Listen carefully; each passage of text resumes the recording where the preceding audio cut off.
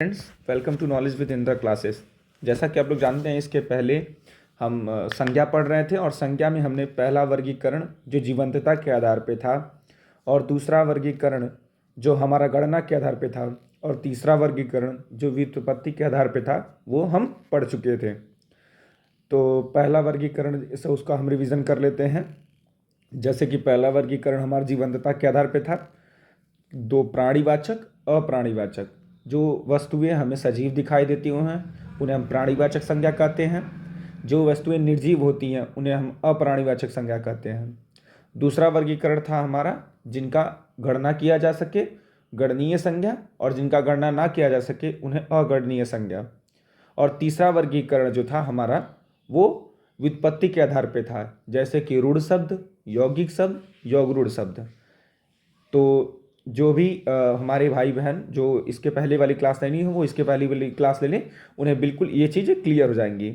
और अब हम चलते हैं अपने आगे की तरफ, चौथा वर्गीकरण। तो हमारा चौथा वर्गीकरण जो था, हमारा चौथा वर्गीकरण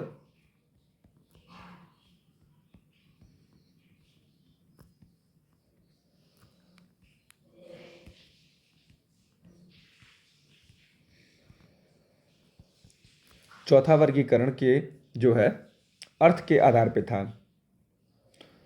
तो जैसा कि आप लोगों को मैंने बताया था कि अर्थ के आधार पर संज्ञा 5 प्रकार की होती है।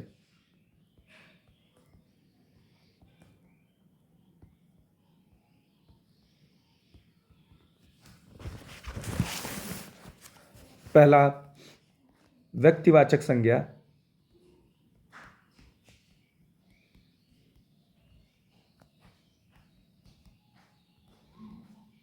दूसरा जातिवाचक संज्ञा,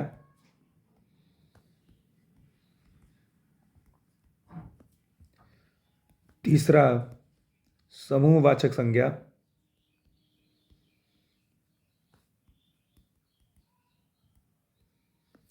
चौथा द्रव्यवाचक संज्ञा,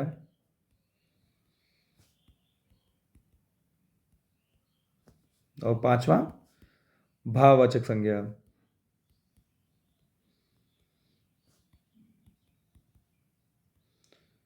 अब इन सब में से हम एक एक करके सभी को पढ़ते हुए चलेंगे अच्छे तरीके से, ठीक है।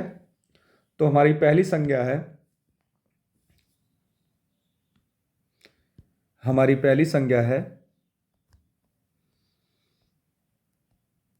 व्यक्तिवाचक संज्ञा।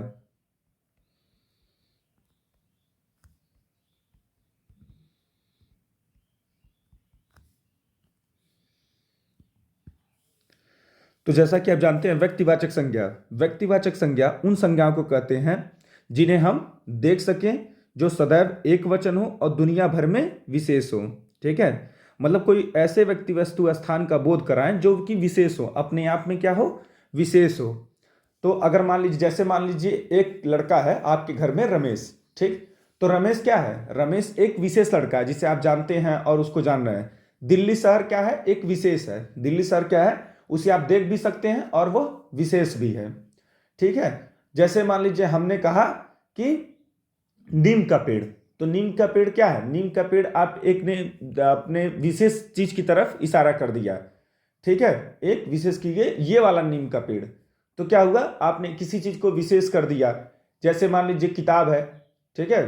तो किताब है, तो हमारे पास माने सामने मेरे कोई किताब रखी है, तो माने ये किताब, तो जो किताब हमने, जैसे किताब है तो पॉलिटी की किताब, तो हमने क्या किया, उसको विशेष कर दिया। क्या किया हमने, उसको विशेष कर दिया। जैसे तुलसीदास, अब गंगा नदी है, तो गंगा नदी क्या है, अपने आप में एक है, उसे हम देख भी सकते हैं और वह दृश्य भी है, ठीक है। ऐसी चीजें जो दृश्य भी हों, ठीक है, दुनिया भर में विशेष हों, ठीक है, और अकेली हों, तो उन्हें हम क्या कहते हैं, व्यक्तिवाचक संज्ञा। तो व्यक्तिवाचक संज्ञा देखिए भाई, सब जनी के समझे के पड़ी कि व्यक्तिवाचक संज्ञा जो है, जो हम अगर मान लीजिए कोई मेरा भाई है जो क्या बोलते हैं अपने देसी स्टाइल में समझते हैं, जैसे मान लो कि किसी केहू के घर में एक ठो का बोले ना किताब बार, ठीक। किताब बा, तो किताब है, या फिर कोई लड़का बा, तो हमन के घर में एक लड़का है, आपका भाई है, एक लड़का है, आपका भाई है। जो आपका भाई है वो कौन है? रमेश है। तो रमेश क्या है? आपके घर में विशेष है, वो एक ही रमेश है। ठीक। आपका शहर, जैसे मान लीजिए आपका शहर है गोरखपुर शहर है, गोरखपुर शहर क्या है? एक विशेष है। क्या है? एक विशेष है और अपने आप में अकेला है। तो इसे हम क्या कहेंगे?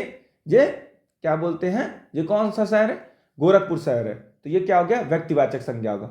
मतलब किसी भी ऐसी संज्ञा के बारे में बात करें जो अपने आप में एक विशेष हो, अकेला हो और उसका बहुवचन ना हो सके, क्योंकि किसी का बहुवचन नहीं हो सकता। जैसे मेरा नाम अंकुर है, तो मैं एक ही अंकुर हूं, मेरा बहुवचन नहीं हो सकता। तो ये क्या होती हैं? ये अपने आप में एक वचन होती हैं, इनका बहुवचन नहीं हो सकता।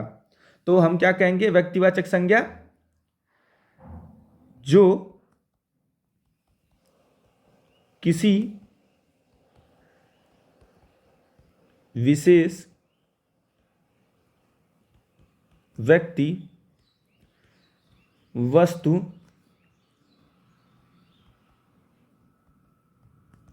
स्थान का नाम बताए, उसे हम व्यक्तिवाचक संज्ञा कहते हैं।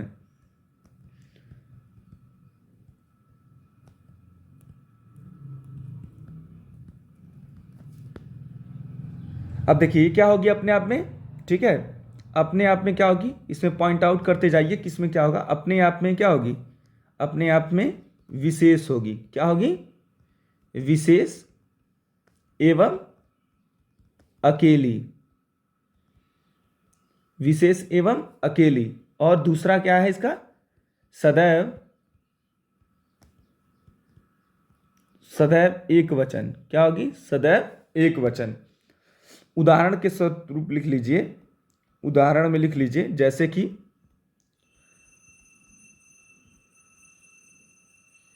प्रयागराज, ठीक, मथुरा, मोहन, ठीक, जैसे कि लाल किला। तो ये क्या है? ये अपने आप में क्या है? जैसे प्रयागराज क्या है? अपने आप में एक शहर है। आप प्रयागराज का नाम लेंगे तो आपका दिमाग तुरंत प्रयागराज की तरफ चला जाएगा। जैसे हम मथुरा बोलेंगे तो एक क्या है? विशिष्ट शहर है। मोहन बोलेंगे तो आप जान जाएंगे कि हमारे पड़ोसी वाले मोहन की बात हो रही है। लाल किला बोलेंगे तो क्या? दिल्ली के लाल किला की बात हो रही है। तो ये क्या है? अपने आप में विशेष है, तो उसे हम क्या कहेंगे? जो अपने आप में विशेष है उसे क्या कहेंगे? व्यक्तिवाचक संज्ञा। ठीक। मैं उम्मीद करता हूं कि आप सभी को ये बात समझ में आ गई होगी। तो हम आगे की तरफ चलते हैं, जातिवाचक संज्ञा की तरफ।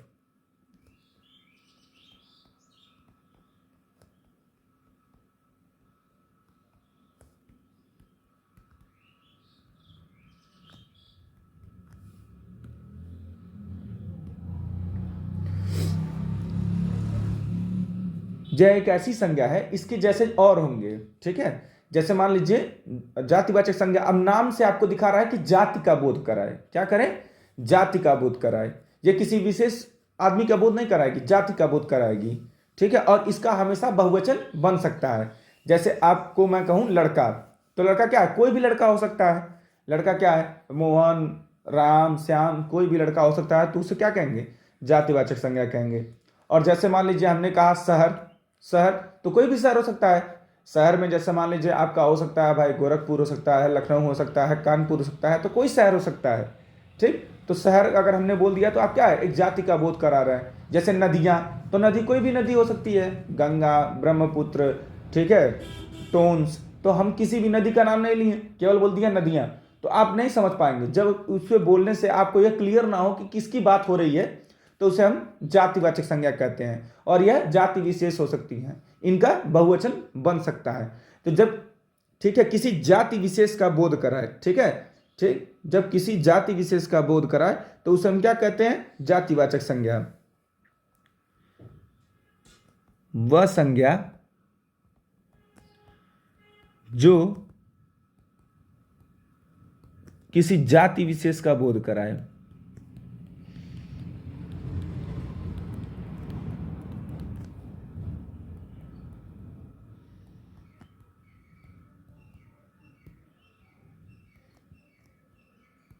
उसे जातिवाचक संज्ञा कहते हैं।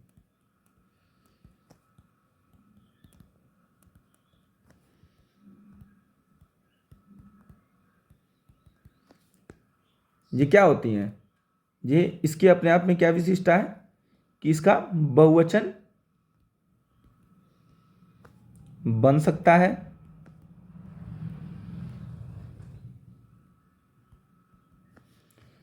दूसरी चीज कि इसके जैसे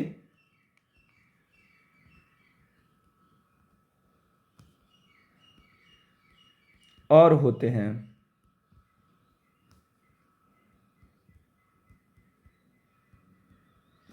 ठीक, तो जब किसी जाति का बोध हो, व्यक्तिवाचक संज्ञा में क्या था, नाम से पता चल रहा है, जैसे ही लिखा है व्यक्तिवाचक संज्ञा मतलब किसी व्यक्ति विशेष के बारे में बता रहा है, किसी चीज विशेष के बारे में बता रहा है। वहीं जातिवाचक संज्ञा किसी जाति के बारे में बता रहा है तो उसे हम जातिवाचक संज्ञा कहते हैं।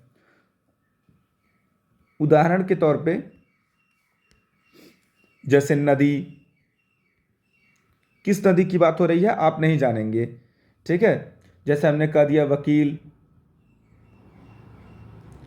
ठीक, तो आप वकील है तो बहुत सारे वकील हैं, डॉक्टर, एक डॉक्टर है या कई डॉक्टर हैं, ठीक, लेखक,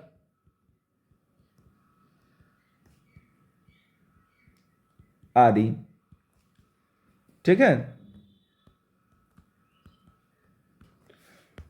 तो जातिवाचक संज्ञा से हमने समझा कि कोई भी ऐसी संज्ञा जिससे हमें किसी जाति विशेष का बोध हो। जैसे मान लीजिए अगर इसको पहचानना हो तो क्या करेंगे, जैसे मान लीजिए कहीं पे लिखा हुआ है, ठीक है, पेन, तो कौन सी पेन डिसाइड ही नहीं है, ये वाली पेन भी हो सकती है, ठीक है। मान लीजिए कि क्या बोलते हैं पेंटक की पेन हो सकती है, ठीक है, या फिर क्या बोलते हैं आपकी सेलो की पेन हो सकती है, तो कोई पेन हो जाएगी, ठीक है, किसी कंपनी विशेष का नाम नहीं है। जैसे हमने कहा पेंसिल, तो वो नटराज की भी हो सकती है, अप्सरा की भी हो सकती है, तो पेंसिल किसी विशेष पेंसिल की बात नहीं हो रही है, ठीक।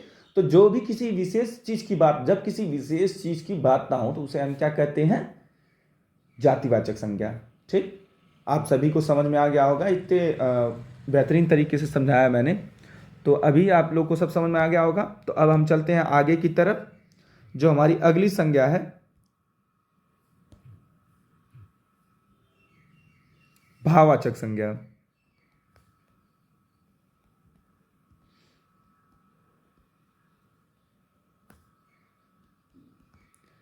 नाम से ही आपको स्पष्ट हो गया होगा, भाववाचक संज्ञा जहां भाव की बात की जाए, ठीक है, वह संज्ञा जहां भाव, गुण, दोष, ठीक है, अवस्था आदि की बात की जाती है, वहां पे क्या है, भाववाचक संज्ञा।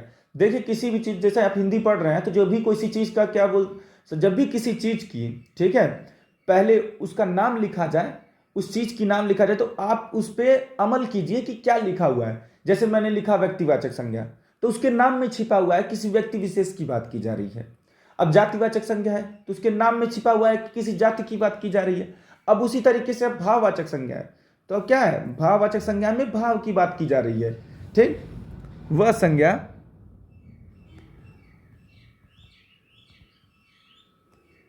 जो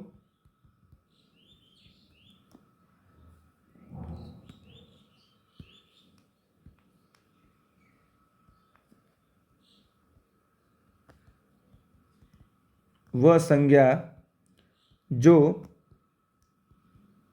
भाव, गुण, दोष, अवस्था आदि को दर्शाती है,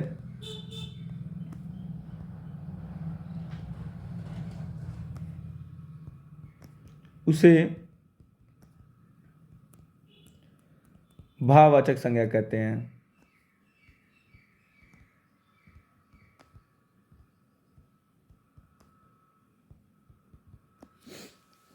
तो भाववाचक संज्ञा वह संज्ञा जो भाव, गुण, दोष, अवस्था आदि को दर्शाती है, उसे भाववाचक संज्ञा कहते हैं। जैसे कि मान लीजिए ऐसी संज्ञा, ठीक है, यह क्या होती है, पहले बात तो इसे हमें देख नहीं सकते हैं, भाववाचक संज्ञा को हम देख नहीं सकते हैं। जैसे मैंने कहा बचपन, ठीक है, बचपन, ठीक, तो बचपन क्या है, एक अवस्था है जिसे हम देख नहीं सकते हैं। क्या है, दुख, दुख हमें दिखाई देता है, किसी का दुख हम महसूस कर सकते हैं लेकिन देख नहीं सकते हैं। जब भी आपको भाववाचक संज्ञा को पहचानना हो तो एक तरीका है कि जिस चीज को हम प्लेट में नहीं परोस सकते वो सभी भाववाचक संज्ञा हो सकती हैं। ठीक है, जिस चीज को हम प्लेट में नहीं परोस सकते वो भाववाचक संज्ञा है। जैसे मान लीजिए कि आप पहले की मान लीजिए कोई दुख है, तो क्या दुख को आप प्लेट में परोस सकते हैं कि एक प्लेट हमको दुख दे दीजिएगा तो मिलेगा आपको? तो अगर मान लीजिए सुख, एक प्लेट सुख आपको मिलेगा तो नहीं मिलेगा।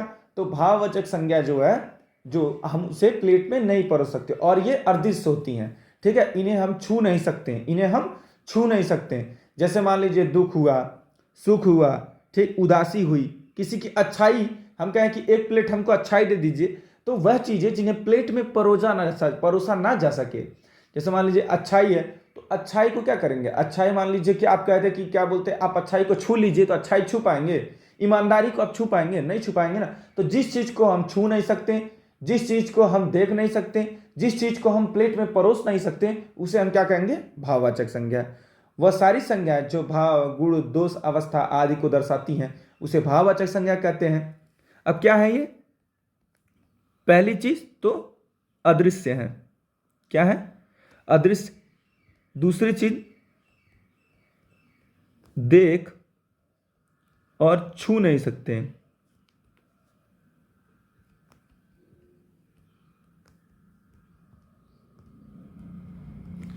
तीसरी, प्लेट में परोसा नहीं जा सकता। ये बस पहचानने का तरीका है। ये जो भी मैं पॉइंट करके लिखवा रहा हूं, ये आप हमेशा जब एग्जाम में जब क्वेश्चन सॉल्व कीजिए तो इसे अप्लाई करके कीजिए कि क्या मैम इसे देख और छू नहीं सकते हैं। जैसे मान लीजिए आपसे किसी ने कहा, एग्जाम्पल में कहा क्रोध, ठीक है, गुस्सा, तो क्या गुस्से को छू सकते हैं? नहीं छू सकते, तो भाववाचक संज्ञा हो जाएगा। गुस्से को प्लेट में परोसा जा सकता है? कह दे ए भैया एक प्लेट इतनी गुस्सा ले आवत है, तो हो सकता है? नहीं, बिल्कुल नहीं हो सकता है। तो इसे हम क्या कहेंगे? इसे भाववाचक संज्ञा कहेंगे। जैसे देख और छू नहीं सकते हैं, प्लेट में परोसा नहीं जा सकता।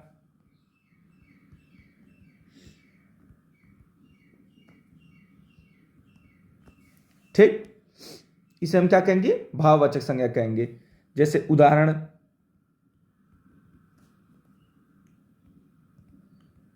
उदासी, भूख,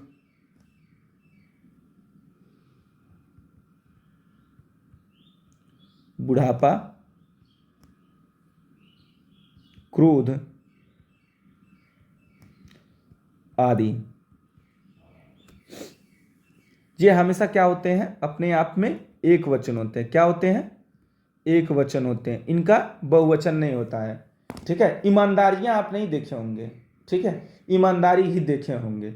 ठीक है, जैसे मान लीजिए ये हमेशा क्या होती हैं? एक वचन में होती हैं। क्या होती हैं? एक वचन में। जैसे मान लीजिए कोई गरीबी है, तो गरीब आदमी आप देख सकते हैं लेकिन गरीबी नहीं देख सकते हैं।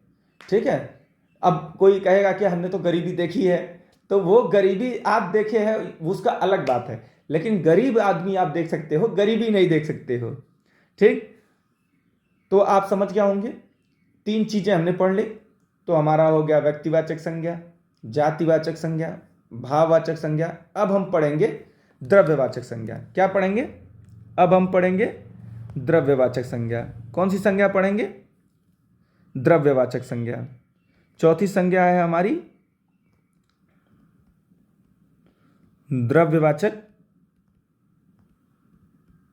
संज्ञा। ठीक, द्रव्यवाचक संज्ञा जैसे मान लीजिए ठोस, द्रव्य, गैस, ठीक है, इन सब के बारे में जब हम किसी तरल पदार्थ के बारे में बात करते हैं तो उसे हम द्रव्यवाचक संज्ञा कहते हैं। वे संज्ञा जो किसी द्रव्य का बोध कराती हूं, वे संज्ञा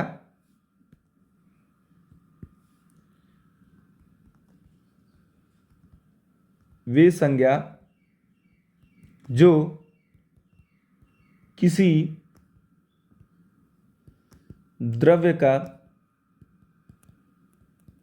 बोध कराती हूं। ठीक है, तो उसे हम क्या कहेंगे? उसे द्रव्यवाचक संज्ञा कहेंगे।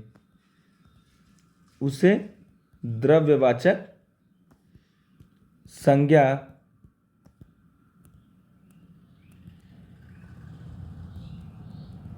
कहते हैं। ठीक, अब द्रव्यवाचक संज्ञा में हमने क्या पूछा, जैसे मान लिया हमारे खाने पीने की चीजें, तेल, पानी, दूध, घी, ठीक है, इसमें क्या आएंगी, हमारी खाने पीने की चीज।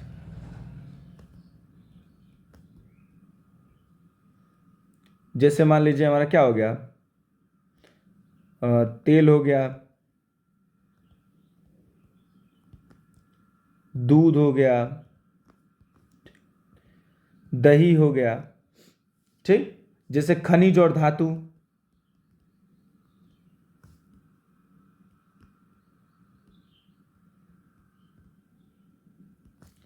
जैसे सोना हो गया, ठीक, सोना, जस्ता, ठीक, लोहा। और देखिए, द्रव्यवाचक संज्ञा ऐसी संज्ञा होती है जिसकी हम गिनती नहीं कर सकते हैं। क्या नहीं कर सकते, उसकी गिनती हम नहीं कर सकते। जैसे मान लीजिए एक कितना तेल है, तो 4 तेल, कहीं देखे हैं कि 4 तेल आ जाए आपको, क्या बोलिए, 4 दूध दे देना, ठीक है, क्या कह दें, 4 दूध दे देना। हमेशा क्या किया जाता है, इसका माप तोल किया जाता है। क्या किया जाता है, माप तोल। 4 लोहा दे देना, ऐसा होता है कि 4 केजी लोहा होता है, ठीक, 4 लीटर तेल होता है, ठीक। तो जिस चीज का आप माप तोल ना कर सकते हैं उसे हम द्रव्यवाचक संज्ञा के अंतर्गत रखते हैं, ठीक है। इनमें जितने भी द्रव्य होते हैं, जितने भी ठोस द्रव्य, गैस, प्लाज्मा, ठीक है, ये सभी जो भी होंगे इसमें क्या होंगे, ये द्रव्यवाचक संज्ञा के अंतर्गत आएंगे, ठीक है। इनकी गिनती नहीं की जा सकती, इनकी गिनती नहीं की जा सकती।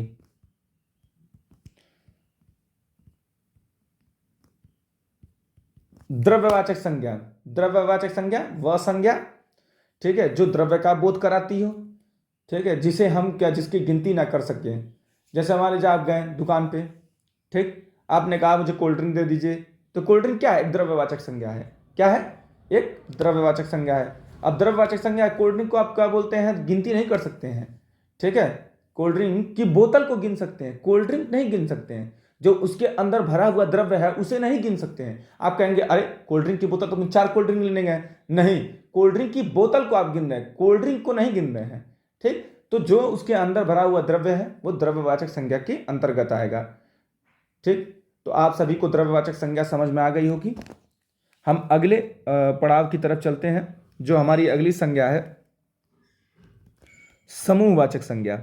अब जैसे मैंने शुरुआत में ही आपको बता दिया था, शुरुआत में आपको यह एक्सप्लेन कर दिया था, शुरुआत में आपको एक्सप्लेन कर दिया था, समूहवाचक संज्ञा, जिस भी संज्ञा का हम नाम लेंगे उसके नाम से ही स्पष्ट हो जाएगा कि उसका काम क्या है, ठीक है।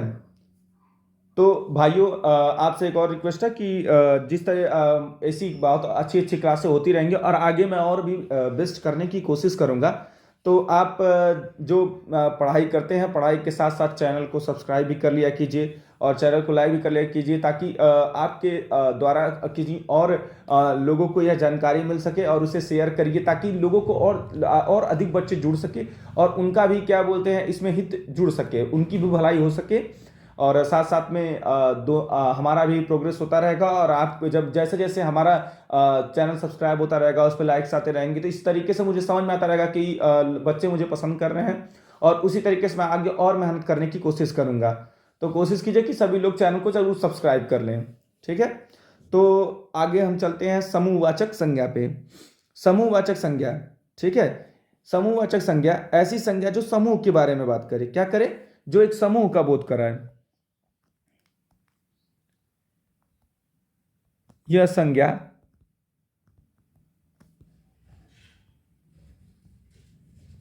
समूह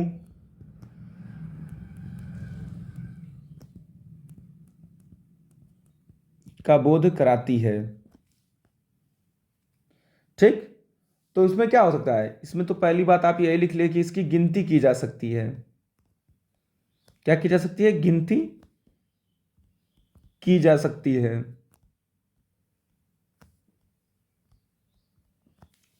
ठीक। जैसे मान लीजिए समूह क्या है, अब चाहे वो व्यक्तियों का समूह हो और चाहे वो वस्तुओं का समूह हो। जैसे मान लीजिए व्यक्तियों का समूह होगा तो क्या कहेंगे,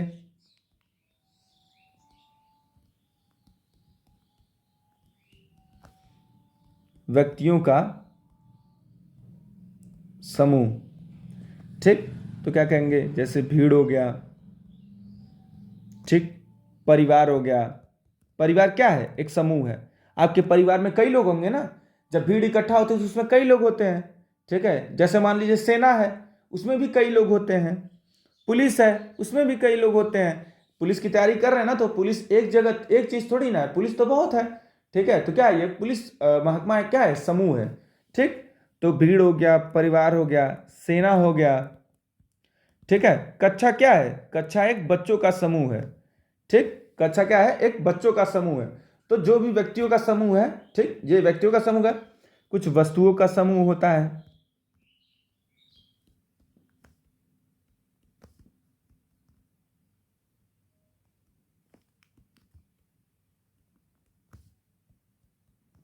जैसे गुच्छा, ठीक,